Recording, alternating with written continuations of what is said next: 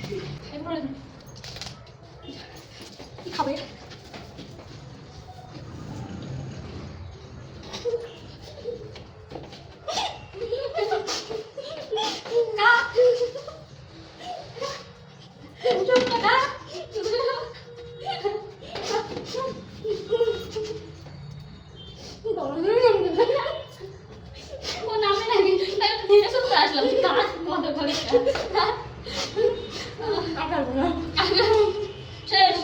এই শুকনো আর ঢুকবে না, এই চুড়ো করে এই যে মেন সব শেষ। কেমন আমরা ভিডিওটা অবশ্যই জানিয়ে টাটা।